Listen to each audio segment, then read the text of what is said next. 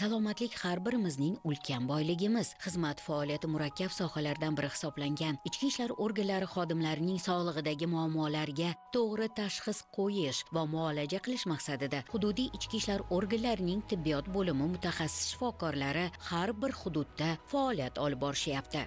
Bayram arafasida Buxoro viloyati ichki ishlar boshqarmasi tibbiyot bo'limi qoshidagi gospital foydalanishga topshirildi. So'z olganlar so'nggi yillarda prezidentimiz tomonidan fuqarolar salomatligi va xavfsizligini ta'minlash borasida olib borilgan chuqur islohotlarni alohida e'tirof etishdi. Kapital ta'mirdan so'ng gospitalning sig'imi 80 o'rindan 100 o'ringa oshirildi. Muassasa zamonaviy tibbiy uskunalar bilan to'liq jihozlandi. Ushbu maskanda 50 o'rinli terapiya, 40 o'rinli nevralgiya va 10 o'rinli psixosomatik bo'limlar uchun zamonaviy sharoitlar yaratildi.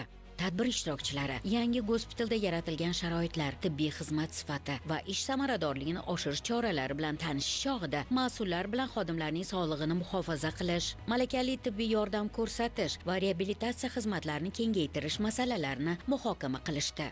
Buxoro viloyatining eng chekka va kenja tumani.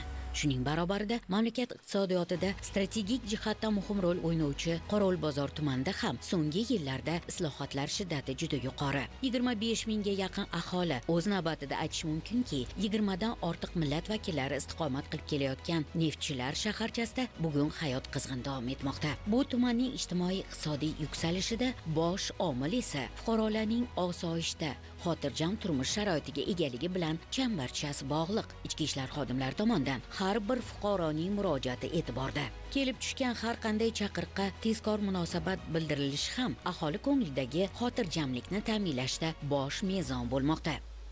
Men 15 yildan beri ichki ishlar idoralariga xizmat qilib kelmoqdaman. Xalqimga, vatanimga xizmat qilishdan faxrlanaman. Mening xizmat vazifalarim fuqarolar tomonidan keladigan ariza, shikoyat, xabarlarni qabul qilib, ularni qayta ishlab, voqea va hodisa sodir bo'lgan joyga tezkor tergov guruhini yo'naltirish, hududiy profilaktika inspektorini yo'naltirish. Ichki ishlar bo'limida eng katta mas'uliyatli ishlardan biri bu shubhasiz migratsiya va fuqarolikni rasmiylashtirish guruhi zimmasida. Bugun bu sohada ham qorovulbozorliklar uchun barcha qulayliklar yaratib berilgan. Fuqarolik ID kartalarini rasmiylashtirishdan tortib, chet elga chiqish biometrik pasportlarini taqdim qilishgacha bo'lgan jarayonlar soddalashtirildi, tezkor xizmat ko'rsatish imkoniyatlari yaratildi. Bugungi kunda qonunchiligimizda juda katta islohotlar amalga oshirildi. Ya'niki shu pasport tizimi sohasida doimiy yoki vaqtincha ro'yxatga olish iboralari butunlay voz kechilib, ruxsat berish tizimiga o'tkazildi.